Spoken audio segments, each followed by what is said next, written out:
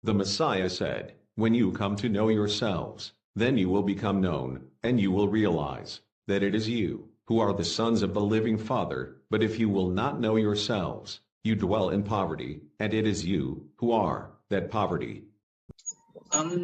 Mapagpalang araw po. Nais ko po sanang magtanong sa kay Presenen at sa mahal na hari rin po. At hindi lang po siya tanong, kundi tulong din po. Humingi po ako ng tulong. Dahil po, nakakaranas din po ako na may mga nakakausap po ko sa aking panaginip hanggang ngayon. 3 taon ko na po ito dinadala, nag-umpisa po ito 2019. May mga tumatawag sa pangalan, may tumatawag na matinig sa pangalan ko. Hanggang nung nabaptize po ko, mas lalo pong dumami. Sari-sari na po yung pumapasok, may mga nagpapakita po sa akin, may nakikipag-usap, may mga inuutos na hindi ko rin po maintindihan. Nababahala din po ako kasi kung minsan halo-halo na po yung pumapasok sa akin na mga nagsasalita po.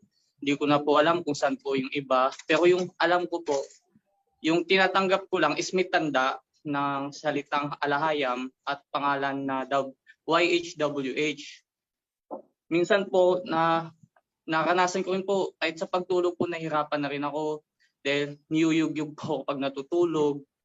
Kaya nakakamdam na rin po ako minsan yan ng takot dahil hindi ko po alam kung bakit ako nakakamdam noon. Minsan yung kabog sa dibdib na hindi ko rin po alam kung saan nagmumula at bakit ganun. Yun lang po. Tsaka yung mga, kasi huli po kasi may nagtanong rin sa akin, kaya na ako kailangan ko na pong magsalita dahil hindi ko na po kaya. Dahil tinanong po ako ng tinig kung tinatanggap ko na daw at kung handa na ako. Yun pong hindi ko alam kung saan po yun galing at anong tinutukoy nun sa dami po ng ipinakita sa akin sa panaginip tsaka mga sinabi po.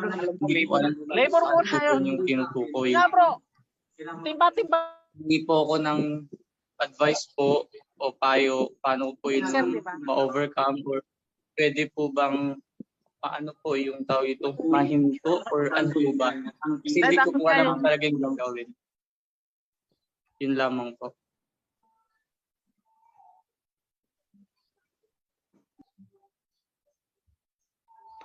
Okay po, kanino po nating tatanungin, kapatid?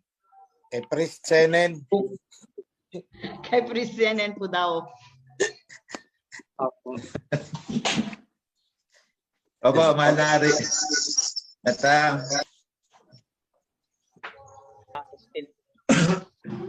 At kapatid, yan rin. Okay po, kanino po?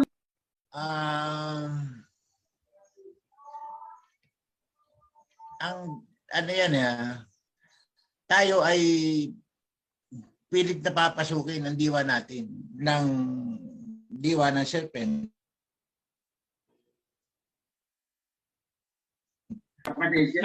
Kapag yan ay hinayaan mo na bukas, ay talagang mayroong mga tinig na lalapit sa iyo, makikipag-usap sa iyo, sa iyong panaginip, araw man o gabi, mangyayari yan. Ngunit, kinakailangan alam mo kung paano yan at kung paano i-handle.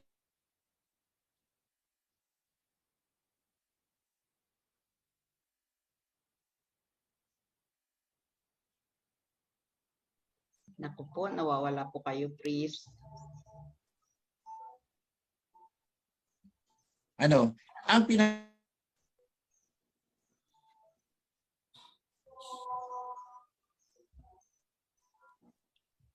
Tuluyan na pong nalaglag.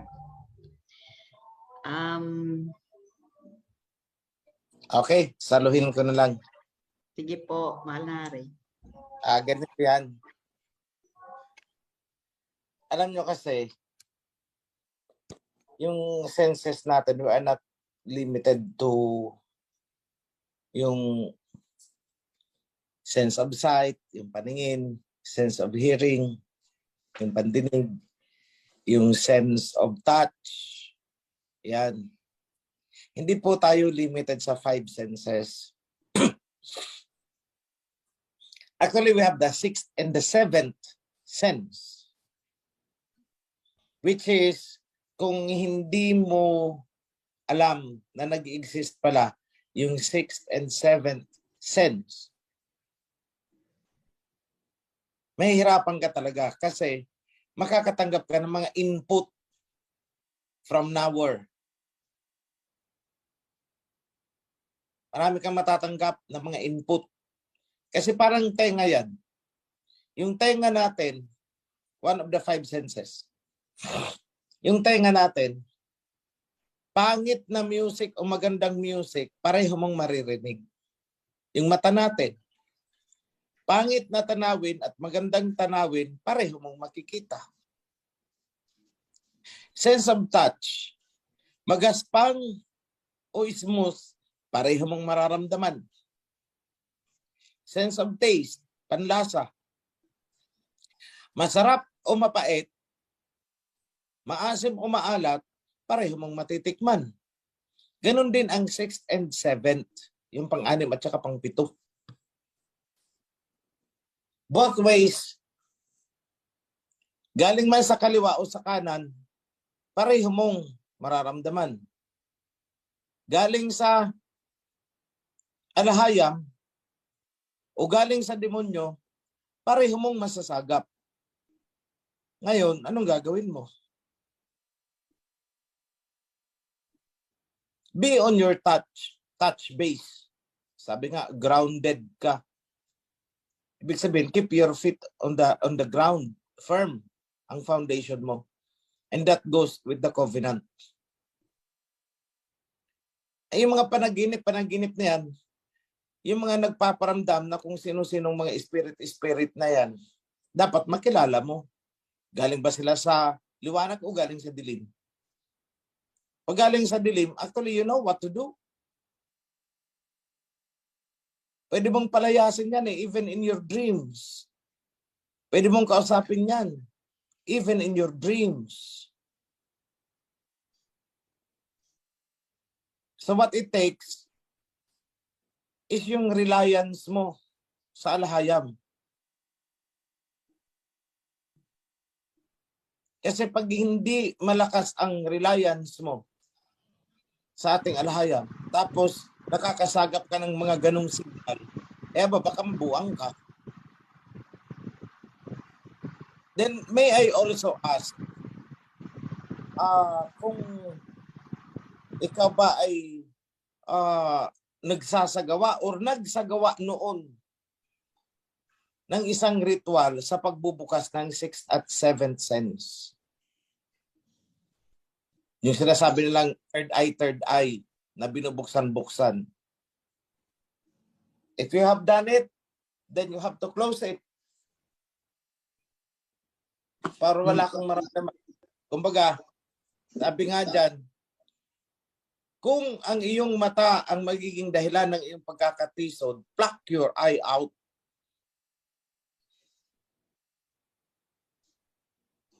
Ibig sabihin, huwag kang tumingin. Kung hindi ka siguradong kaya mo ang tinitingnan mo. Parang pelikula lang yan.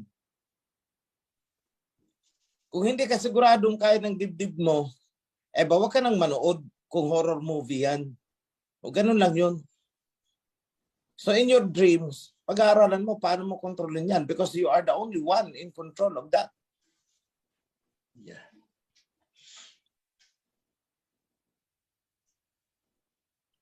Kasi kahit anong espiritu magpakita pa yan sa iyo sa panaginip, you have the power in your hand. Pero pag inuna mo ang takot, ay wala na. Goodbye ka dyan. Lalamunin ka niyan. Yun lang po, kapatid. Be blessed. Yan Sige po, na. maraming salamat po, mahal namin receive. Be blessed po. Okay. Okay, mahal na. Maraming salamat po, mahal na Hari and Bro John Michael. Maraming salamat sa mga questions ninyo po. Now, pupunta po tayo sa ibang katanungan. Mayroon pa pong nakaraisan dyan?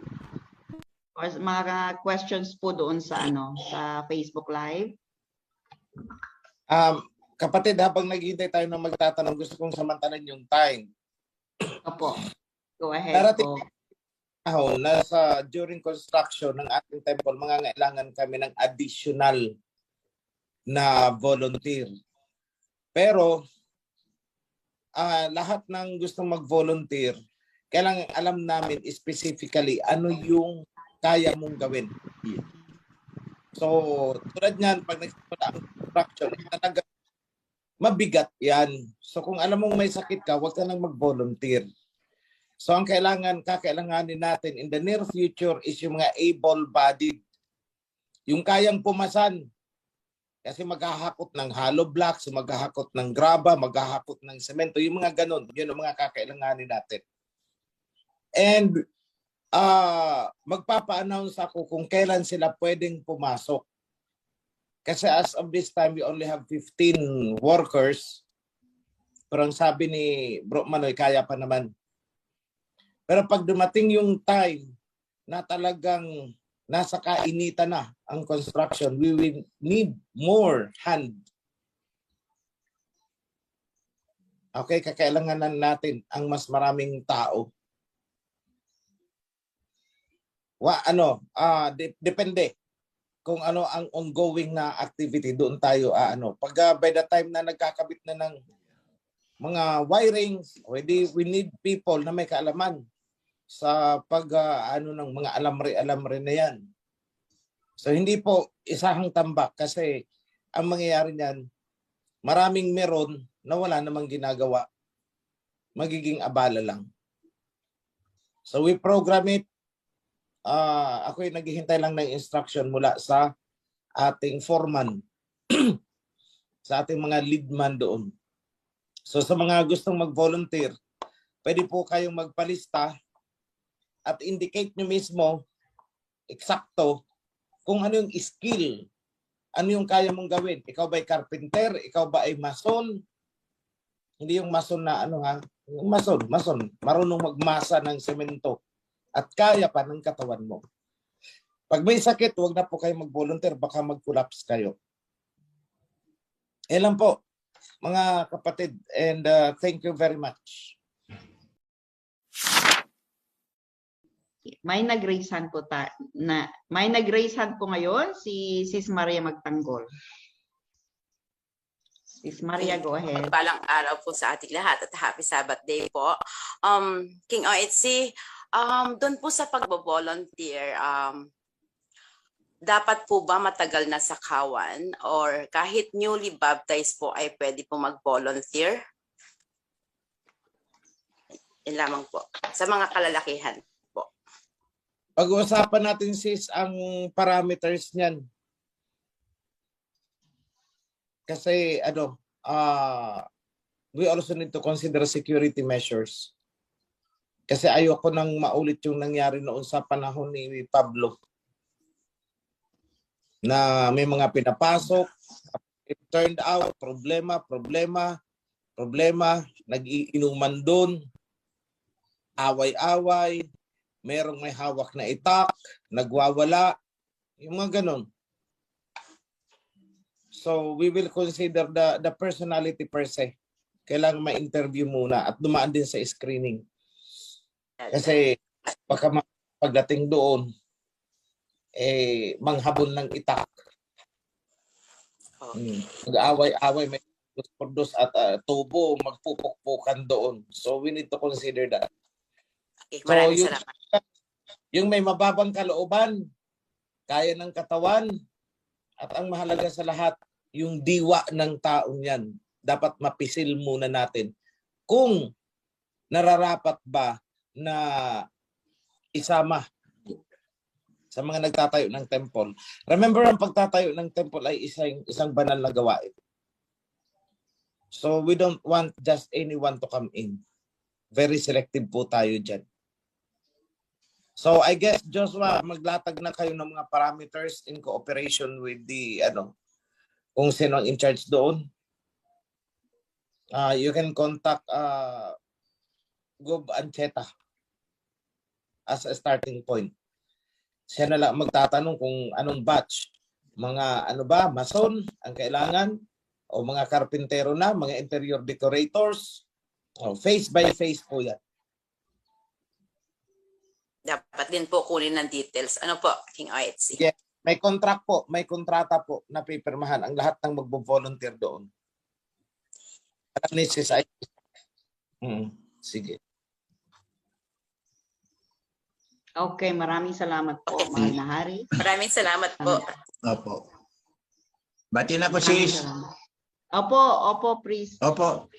Opo, yung mga, doon pa rin po sa mga magbo-volunteers, pakiusap lang po, huwag nyo na pong isama ang pamilya, ha.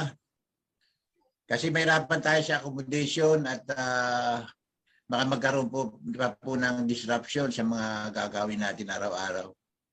Yun lang po. So kung kayo lang po ang nakalagay sa lista, kung maaari, kayo lang po. Wag na pong isama yung katulad ng nangyari po noon na pamilya, mahirap po yun sa namamahala doon sa ating sa site at mahirap din sa pagmaintinan po ng kaayusan doon at katahimikan. Kung ang mga bata, lalo ng mga bata, kung naglalakad, gumagalaw yan, baka magkaroon pa ng aksidente, yun po isa sa magiging problema natin. So, yun po mga kapatid, wag lang po, kung kayo lang po ang pupunta doon. At wag po kayong magtatampo kung may ano na hindi po kasama ay hindi po kayo papasukin. Laging mahigpit po tayo kasi yun nga sabi ng banal ang paggagawa po ng templo. Actually, yan ang isa sa mga sacred structures po ng kingdom. So, lamang po. Maraming salamat po, Sis Jack. Okay po, maraming salamat. Please, Senen. Mayroong katanungan din dito. Paano po yung mga taga Mindanao na gustong mag-volunteer? Pwede po. Mga taga Mindanao. Siguro ko kasi masyadong malayo, i-consider natin sila as backup na lang muna. Kung kukulangin ang mga nasa NCR, tayo sa Mindanao. We will tap people from Mindanao pag kukulangin ang sa ano. Kasi alam niyo naman, unang-una napakalayo, babiyahe, and mahal na ang airplane ticket ngayon. Mahal ang plane ticket.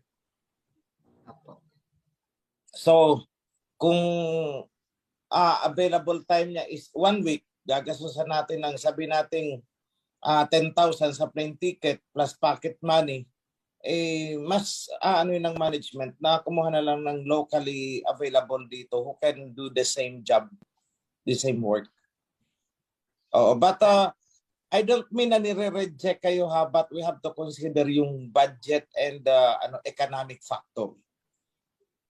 Kasi we work by the budget and we maximize na ang pera ay talaga.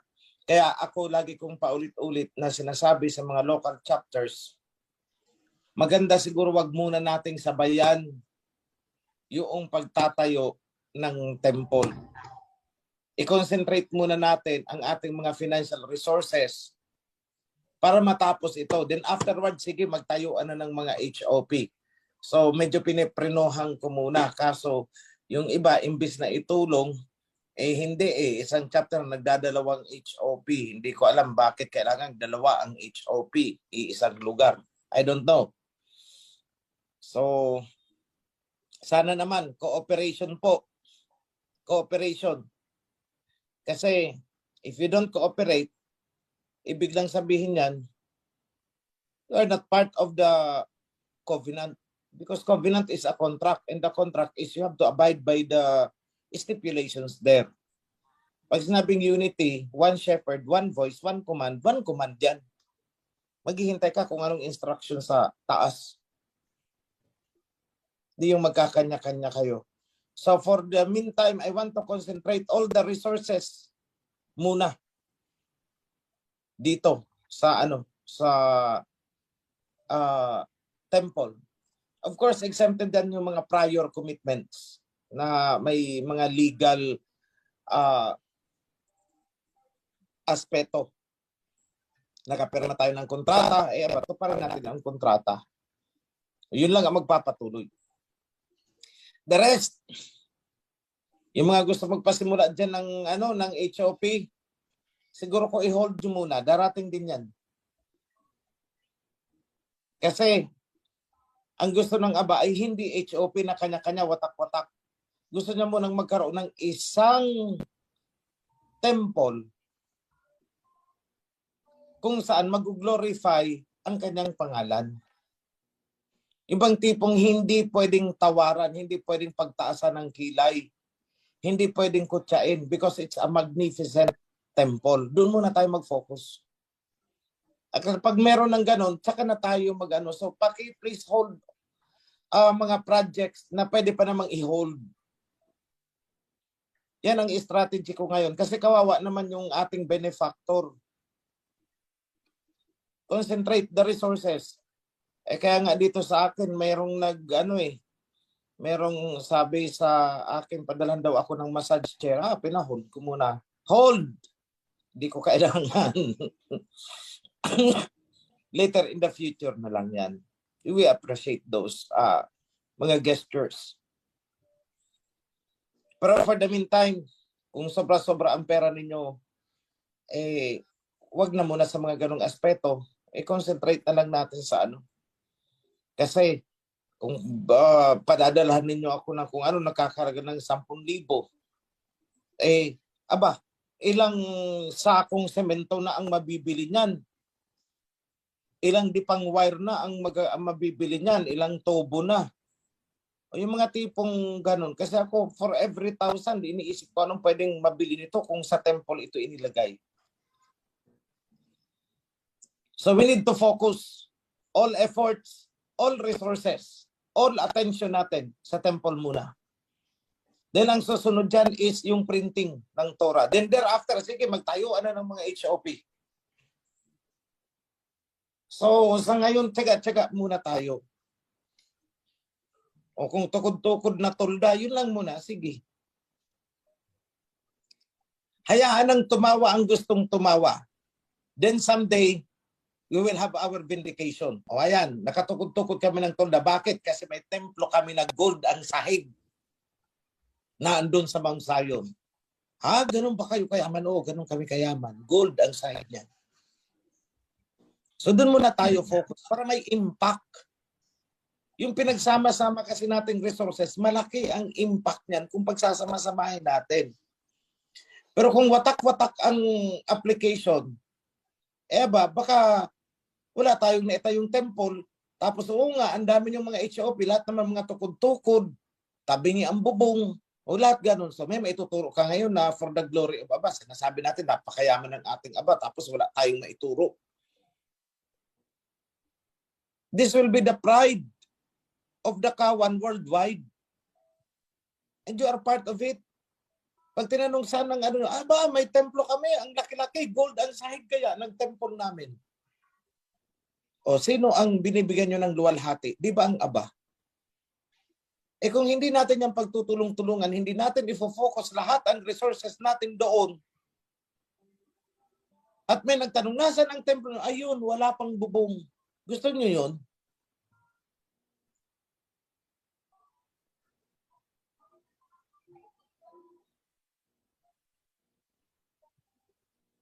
Di ba ang pangit?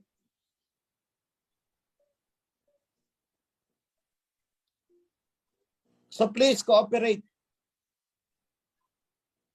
Lahat kayo, mga sisi. Pagtyagaan nyo muna kung ano ang meron. Hanggat makakatuwad pa naman, makaka-prayer, tama na muna yan. Yung pag umulan, hindi pa naman kayo mababasa, tama na muna yan. Huwag na muna yung iba-ibang structure dyan sa paligid ninyo. Ang iba gusto na magkaroon ng flower kung ano-ano. Gusto na ipa-concrete na ang mga pader nila. Huwag muna. Bakuran nyo muna yan ng kawayan. Tama na yan. O baka nakawan kayo, mag-alaga kayo ng dyan, aso, o magpalit-palitan kayo, maglagay kayo ng bantay. O para yung imbis na gagastusin nyo dyan, ipadala nyo na muna sa temple. Because after that, we have another project that will impact the whole world. Yun ang target natin. We need to make ourselves felt ng buong mundo. Dapat maramdaman na nila na nandito na tayo. paano tayo mararamdaman kung nagkakanya-kanya tayo? Walang impact ang mga ginagawa natin. Sana naiintindihan yung lahat.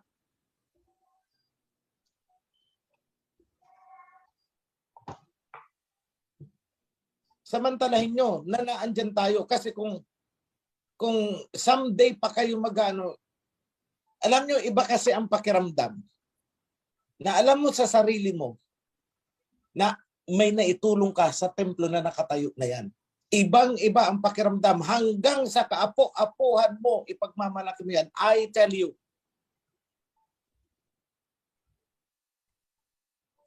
Yata. Yan lang po, sis. Back to you, MC.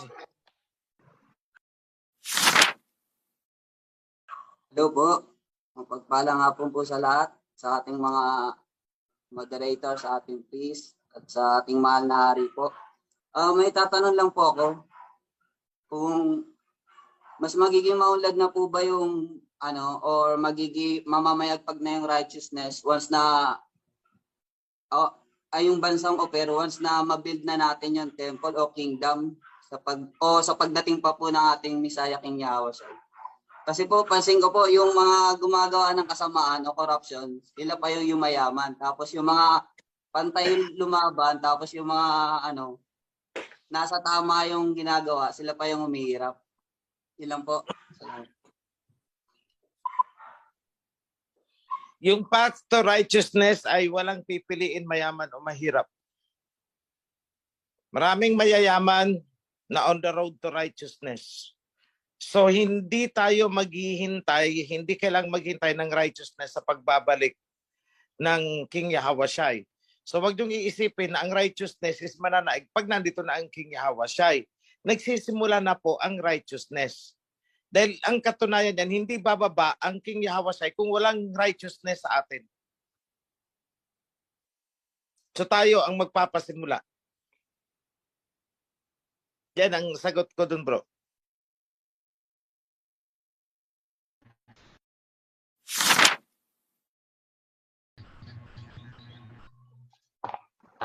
In connection po sa prayer, by the way, blessed Sabbath po sa lahat, sa ating mahal na hari at sa ating mga kaparian.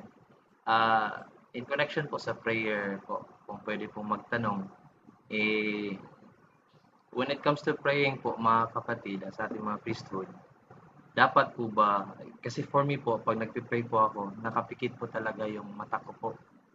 For us, just recently, may nakikita po pa rin po akong nakabukas yung mata ba. Ano po ba yung dapat po talaga when we pray? Yan po. Maraming salamat po. Ano yan kapatid? Sa akin yan kung saan mo nadadama yung holiness, saka yung sacredness ng pag-pray. Ako nagpre-pray ako ng lalo pagkagabi, yung mga activities natin kunyari sa halaran, meron tayong burning of incense o kaya meron tayong meat offering.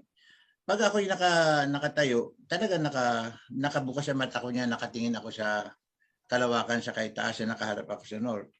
So we do that. Kung araw at magsulo ka lang sa isang lugar, sa iyong room, mag-pray pa ka, you can do it. You can close your eyes or you can open your eyes. Kung saan mo yun mas Kasi importante din yung concentration.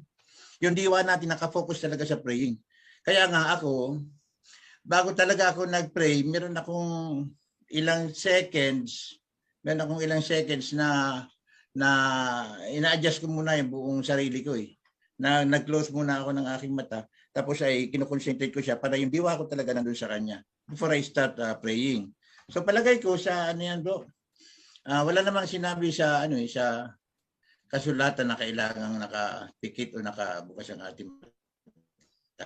Pero palagay ko sa personal preferences natin, how ready we are sa pag-pray natin bago natin sambitin yung prayer. So okay lang yun bro. Kung ikaw ay madidefile or mawawala yung concentration mo kung nakabukas ang mata mo, lalo kung we are praying in groups, di ipikit mo yung mata. Pero kung you are in full concentration, nakatingin ka sa taas, tingin ko walang doon bro. Actually, ginagawa ko yun Sometimes I pray, nakabukas ang mata ko. Dahil sa pray na nakapikit ang mata. Ganun lang po yun. Ang importante po ay ang focus natin. Salamat po, kapatid. Thank you po. Thank you so much, bro. Please, Senate. Go ahead po. Oo. King OHC. Oo, alam ko kasi, Bro Ed, kung saan galing yung pag nag-pray, dapat nakapikit. Pareho naman tayo ng pinanggalingan eh. Opo. Oo. Pero ito, comedy na sagot. Pag maraming pusa sa paligid at kayo ay mananalangin sa harap ng pagkain para magpasalamat, huwag kayong pipikit. Baka pagdila nyo, wala na. Pagdilat nyo, wala na yung ulam nyo. Tinatawag pala ng pusa, o paano pa yan? So, what I'm trying to say is, hindi po compulsory na nakapikit tayo. O pag mananalangin tayo, para yung ating kakainin ay ipagpasalamat, at sa paligid 5 ang pusa na umaali-aligid nagngyaw-ngyaw, wag kayong pipikit. Baka pagdilat nyo, wala na ang isang prito na dapat sana ay tig-iisa kayo. O paano yan? Pumikit kasi kayo eh. Ganun lang yun. Tapos, ito totoong kwento ito. May isang noon, kasama natin na nagkora na. Nung nag-prayer na, nag-bow down na lahat. Wala, umalis siya kasi hagikik ng tawa kasi tinitingnan niya pala ang bawat kwit ng bawat isa. Kung ano-ano ang nakita niya. See, pagdating ng yun ang kinikwento. Nawala siya kasi iba pala eh. So yan lang po ang masasabi ko. So if madidistract ka, mahina ang concentration mo during prayers, dali kang madistract, makakita ka lang ng kung wala na, ay pumikit ka. Pero kung matibay ang concentration mo, na kahit may nagsasayaw na ng hula-hula sa harap mo, makakapag-pray ka pa rin, di wag kang pumikit. Dumuko lang ang ulo mo. Okay na. So yan lang po mga kapatid ang sagot ko. Wala pong kautusan, wala pong nasusulat sa Torah na pag tayo ay nanalangin, kailangang nakapikit. Wala naman eh. Sa totoo lang, wala. Salamat po. Yada.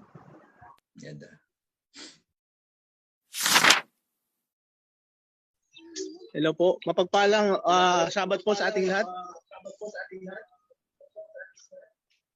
Opo. May katanungan lang po ang ating elder brother, si Carl Snyder. Yung pong kanyang kalituhan tungkol po sa pagtawag natin ngayon ng Alahayam na dati ang tinagamit natin ay Elohim. Gusto lamang po niyang maliwanagan kung ano po ba ang dapat na itawag natin sa ating amang nasa langit. Yun lamang po ang katanungan. Marami pong salamat. Alahayam is the more appropriate kasi yan ang Paleo-Hebrew. Yung Elohim is modern Hebrew. So in uniformity, Alahayam tayo. Yan lang bro. Ngayon po naman ay tinatawagan na natin ang ating mahal na Haring Ofirio. Mahal na Hari. Happy Sabbath mga kapatid. Maraming salamat. So bilang pagwawakas ng ating session for today, for this Sabbath, nais kong i-acknowledge at pasalamatan ang lahat ng nasa pamunuan mula sa Prime Minister pababa sa buong priesthood, buong Joshua, buong MCIT, buong MIST, MOE, social, health, and lahat ng mga departments natin, so numerous to mention. Maraming salamat at kami naman dito sa taas ay nakikita namin at ina-acknowledge ang inyong mga effort. Nagpapasalamat din ako sa mga chapter coordinators, ACC, treasurers, and local officers para sa inyong honesto, pagiging tapat na pagsunod. Although may mga mangilan-ngilan na defiant pa rin sa mga instructions. Sa mga volunteers na talagang manual labor, nagpapasan ng semento, nagpapasan ng mga boulder, graba, ang inyong pagpapagal ay nakikita ng buong kawan. Higit sa lahat, ano man ang ginagawa ng sino man sa atin mula sa pinakamataas hanggang sa pinakamababa, hanggang sa mga kusinera at kusinero na naghahanda ng mga pagkain, hanggang sa mga members ng kawan na patuloy na nagbibigay ng kanilang suporta, malaki man o maliit, nakikita ng Aba ang inyong mga puso.